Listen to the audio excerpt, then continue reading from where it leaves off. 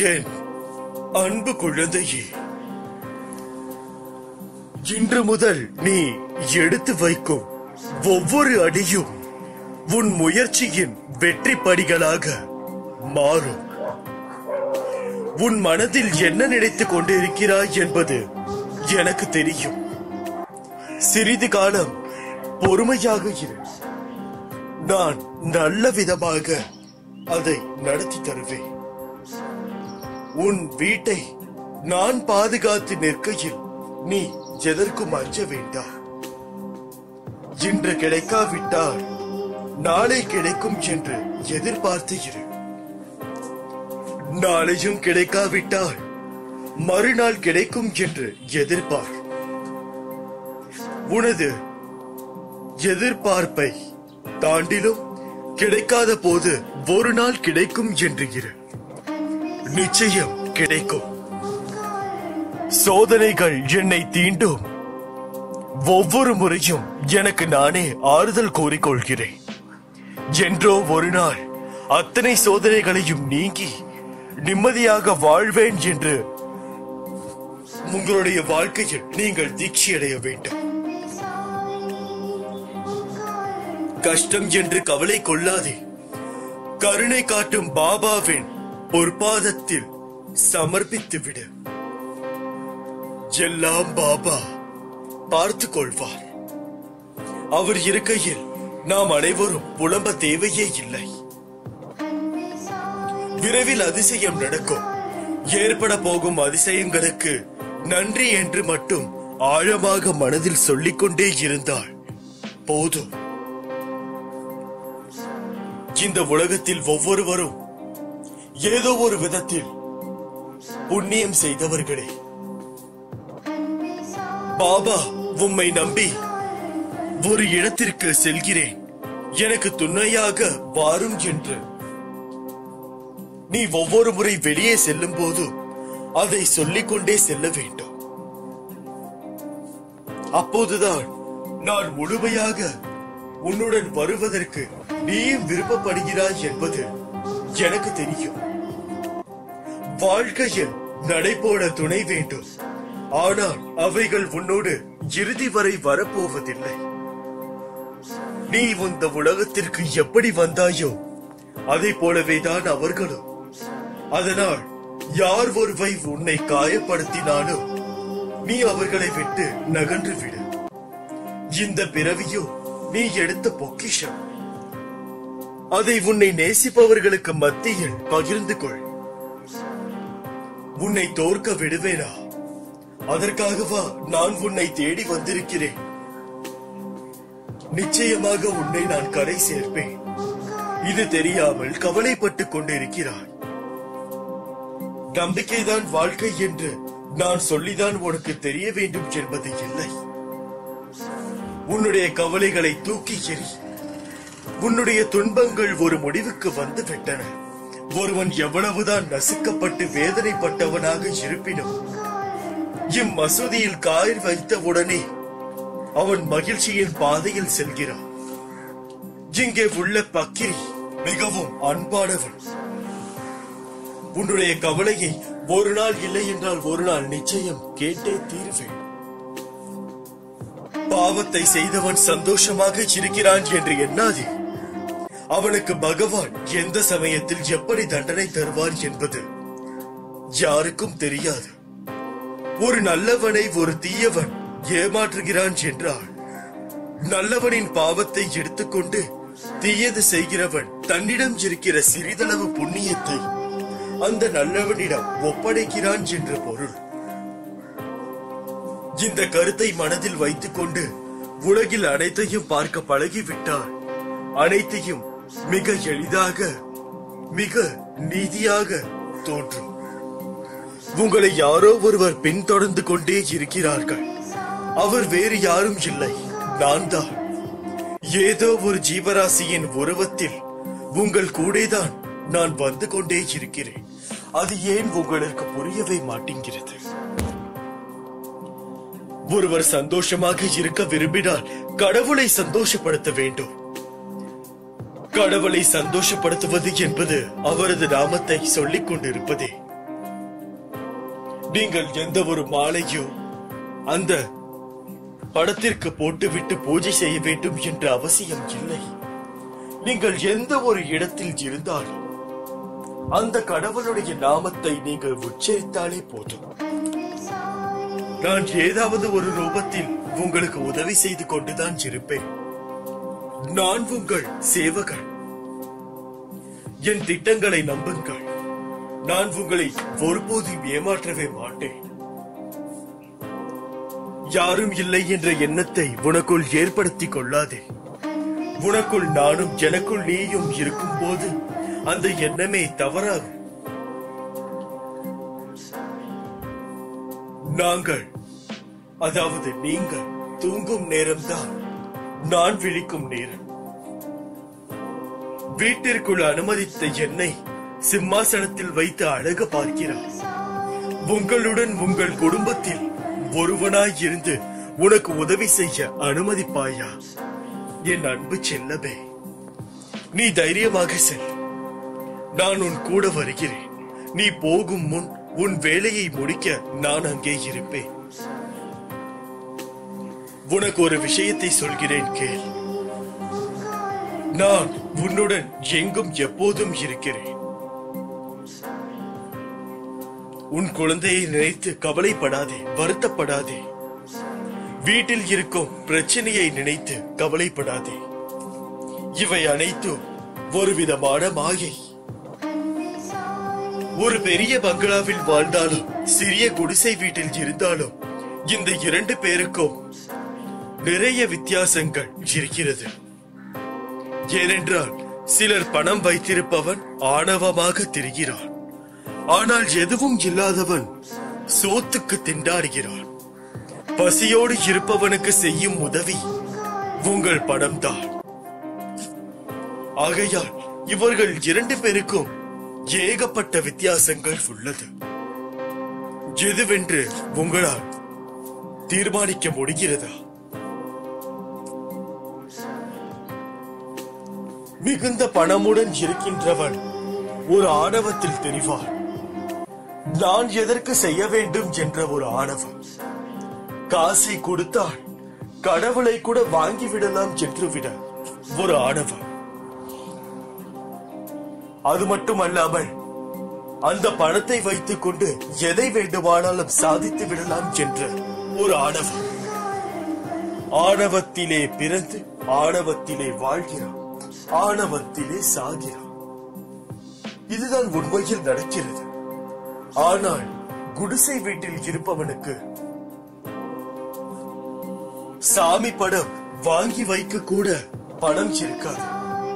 ஆனால் அவன் தினமும் கோயிலுக்கு செல்வான். செல்ல முடியாவிட்டாலும் கடவுளை மன நிம்மதியாக பூஜிப்பான். என்னதான் பெரிய பங்களாவில் படத்தை வைத்து தினமும் முழமுழமாக பூவை போட்டு விட்டாலும் கடவுள் அங்கே அமர்வதில்லை. எவன் ஒருவன் மனமாற உருகி அந்த கடவுளையே நினைத்துக் கொண்டு தன்னுடைய வாழ்க்கையை நடத்துகிறானோ அவனுக்கு மட்டும்தான் அந்த இடத்தில்தான் கடவுள் கொடியிருக்கிறார். ஏழையின் சிரிப்பில் கடவுள் சிரிக்கிறார் என்பது பொருள். உங்களால் எத்தனை பேருக்கு முடியுமோ அத்தனை பேருக்கு உதவி செய்யுங்கள். உதவி செய்ய சிறிதளவும் யோசிக்காதீர்கள். யோசித்து செய்யும் உதவியே இல்லை என்பது பொருள். ஆகையால் யோசிக்க அவசியம் இல்லை. எது உண்மையோ எது சரியோ உதவி என்று வந்துவிட்டால் எப்பேற்பட்ட உதவியாக இருந்தாலும் அதை கண்ணை மூடிவிட்டு செய்து விடுங்கள். நீங்கள் ஒருவருக்கு தெரியாமல் செய்த உதவி, அதாவது தெரிந்து செய்த உதவி, நாளை உங்களுக்கே தெரியாமல் ஒருவர் செய்வார். அதுதான் இந்த உலகத்தின் நியதி.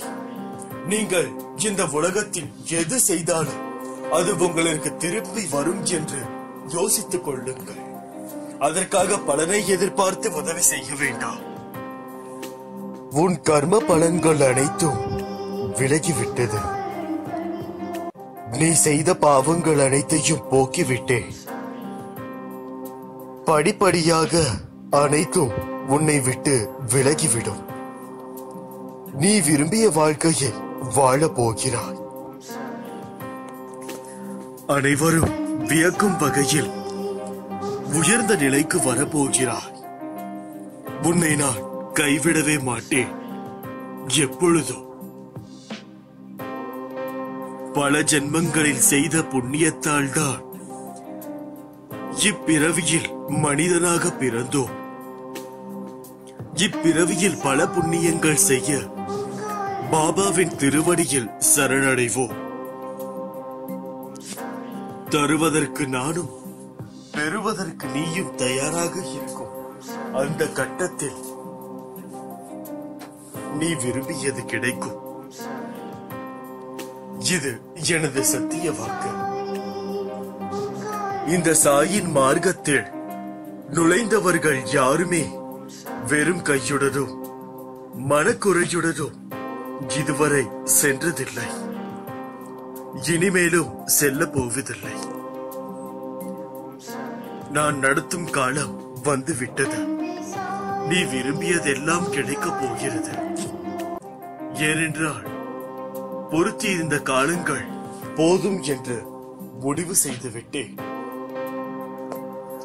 தினந்தோறும் பக்தியுடன் சாய் சச்சரித்தம் படிப்பவரை எல்லா கெடுகளில் இருந்தும் விடுவிக்கிறேன். எங்கு சச்சரிதம் படிக்கப்படுகிறதோ அங்கு இருந்து கேட்டுக்கொண்டே இருப்பேன் நான். நம்பிக்கை பொறுமையோடு இருங்கள். பொறுமை என்பது காத்திருக்கும் திறன் அல்ல.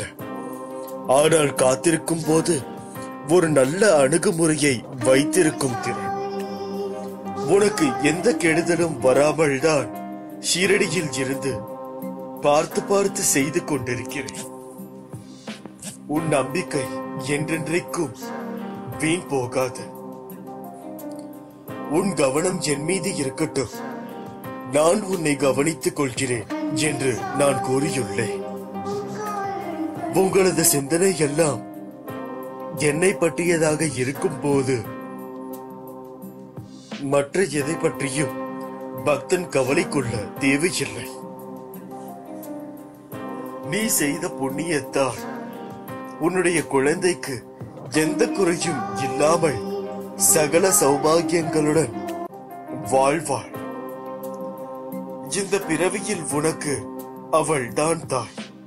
நீ உன் குழந்தைக்கு இதுவரை செய்ததை விட உன் குழந்தை உனக்கு செய்வதை பார்த்து நீ வியக்க போகிறாய். உனக்காக படைக்கப்பட்டது உன்னையே வந்து சேரும். அதுவும் உன்னையே தேடிக்கொண்டு இருக்கிறது. அது உன்னிடம் வந்தும் சேரும் நாள் நெருங்கிவிட்டது. அன்று நீ அழுவாய் அப்பா என்ற சந்தோஷத்தில். கஷ்டம் என்று கவலை கொள்ளாதே. கருணை காட்டும் பாபாவின் பொற்பாதத்தில் சமர்ப்பித்துவிடு. சந்தோஷமாக இருங்கள். கவலையும் படாதீர்கள். எல்லாம் விரைவில் முடிவிற்கு வரும். 2 பள்ளிகள் ஒருமுறை பாபா மசூதியில் அமர்ந்திருந்தார். ஒரு பக்தரும் அவர் முன்னர் அமர்ந்திருந்தார். ஒரு பள்ளி டிக் டிக் துடிப்பை விளைத்தது. பக்தன் ஆச்சரியத்தில் ஊந்தப்பட்டான். தீய சகுனமான என்று பாபாவிடம் கேட்டார். அதற்கு பாபா, அவுரங்காபாத்தில் இருந்து அந்த பள்ளியின் சகோதரி வைத்துக் கொண்டிருக்கிறார் என்றார்.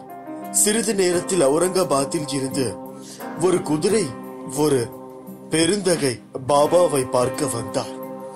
அவரது குதிரை பசியாக இருந்ததால் குதிரைக்கு கொள்ளு கொடுக்க தன் தோளில் இருந்து ஒரு பையை எடுத்தார். தூசியை போக்குவதற்காக தரையில் அடித்தார். அதிலிருந்து ஒரு பள்ளி விழுந்தது. தன் சகோதரியை நோக்கி சென்றது. அன்பால் நடனமாடியது. எதற்காக இத்தனை குழப்பம் உன் மனதில்? நான் சொல்வது ஒன்று, செய்வது ஒன்று அல்ல. நான் ஒரு வாக்கு கொடுத்தால் அதை நடத்தி கொடுப்பவன். நான் உனக்கு கொடுத்த வாக்கு நிச்சயமாக நடக்கும். நீ செய்ய வேண்டியது எல்லாம் ஒன்றே ஒன்றுதான். எனது நாமத்தை மட்டும் கூறிக்கொண்டே இரு. மற்ற அனைத்தையும் நான் பார்த்துக் கொள்கிறேன். நீ சுபமாக வாழ்வாய். எந்த ஒரு கவலையும் இல்லாமல் துணிந்திடு. நான் உனக்கு என்றுமே துணையாக இருக்கிறேன். உன்னை நாடி வந்தேன், ஒன்றும் நடக்கவில்லை என்று கவலைப்படாதே. நீ நாடி வரவில்லை, நான் தான் வர வைத்தேன். என்னிடம் வர வைத்த பிறகும் உனக்கு உன்னுடைய கண்களில் கண்ணீர் வேண்டாம், அதை தூக்கி எறி. நீ என்னை நம்பிவிட்டாய். உன்னை காக்க வேண்டியது என் கடமை. நீ கலங்காமல் உன் கடமைகளை செய். பலர் உன்னை தேடி ஒரு நாள் ஓடி வரும். உன் பிரச்சனை எதுவாக இருந்தாலும் அதற்கு பரிகாரம் என்னிடம் உண்டு. பரிகாரம் என்னிடம் இருக்கையில் நீ எங்கோ ஓடிக்கொண்டிருந்தால் நான் என்ன செய்ய இயலும்? என்னை பரிபூரணமாக நம்பு. உன் உடல் மனம் சொல்வதை என் பாதத்தில் வை. உன்னை விட்டு நான் எங்கே செல்வேன்? என் இருப்பிடம் உன் இதயமே. உன் இதயமே என் கோவில். அதை மனதில் வைத்துக் கொண்டு செயல்படு. உன் மனதில் இருக்கும் அழுக்கை எல்லாம் தூக்கி எறிந்தால் மட்டுமே என்னால் பரிபூரணமாக உள்ளே வந்து தங்க முடியும்.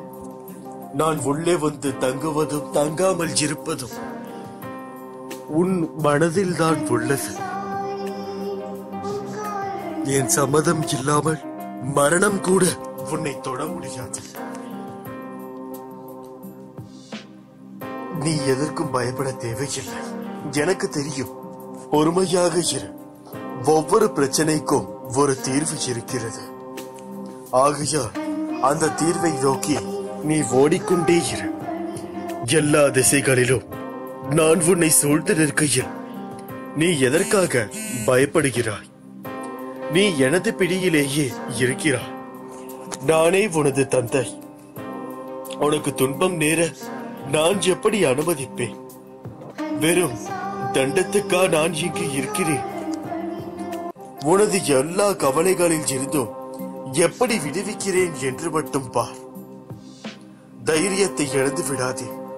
உன் மனதில் எந்த விதமான கவலை இருந்தாலும் தைரியம் மட்டும் வேண்டும். தைரியம் இருந்தால் எதையும் சமாளித்து விடலாம். சிந்திப்போம், செயலாற்றுவோம். ஏனென்றால் சிந்தித்து செயல்பட வேண்டியது இப்போது நாம் இருக்கும் சூழலில் மிகவும் அத்தியாவசியமான ஒன்று. நினைவு கூர்ந்து நாமஸ்கரணை செய்வீர்களே, ஆனால் உங்களது மனதை வருந்தும் கவலைகள் அல்லல் மட்டும் அவஸ்தைகள் யாவும் சூரியனை கண்ட பனி போல் விலகி என்பதும் சாத்தியமான உண்மை.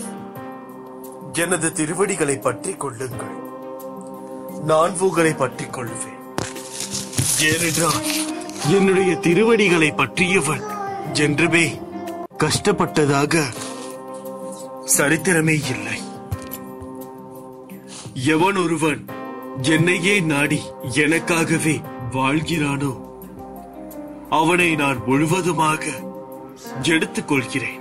என்னுடைய பொறுப்பாக, என்னுடைய உயிரான குழந்தையாக.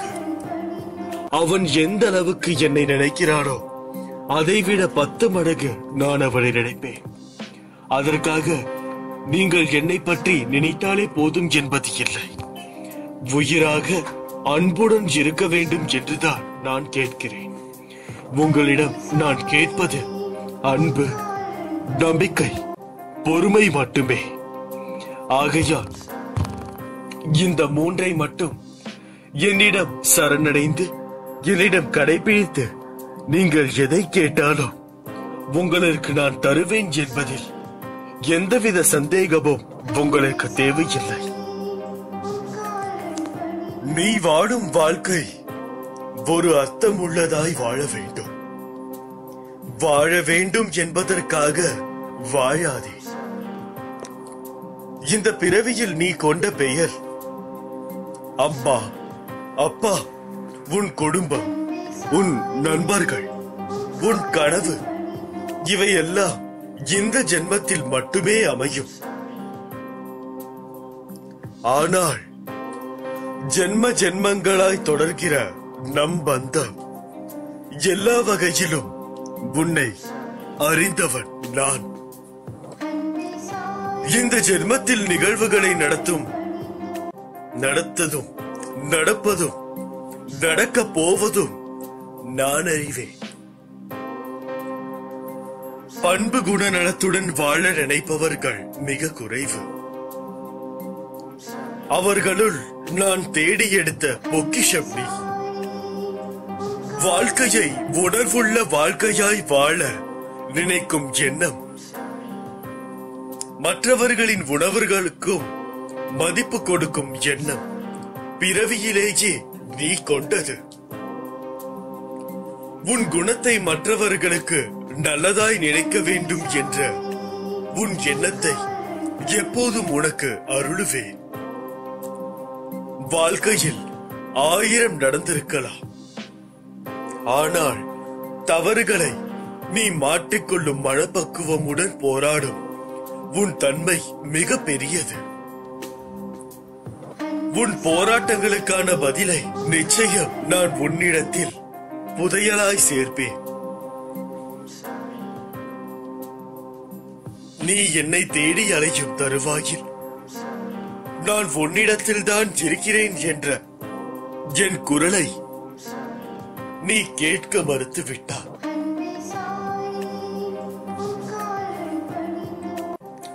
நீ மனவேதனையில் இருந்தால் என் பார்வையில் நீ அமைந்தாய். ஆனால் என்னை பார்க்க உன் மனநிலை அமைதி இழந்து தேவையில்லாத காரணங்களை யோசித்துக் கொண்டு இருந்ததே காரணம். என்னை முதலில் வெளியில் தொடாதே. முதலில் உனக்குள் இருக்கும் என்னை பார்.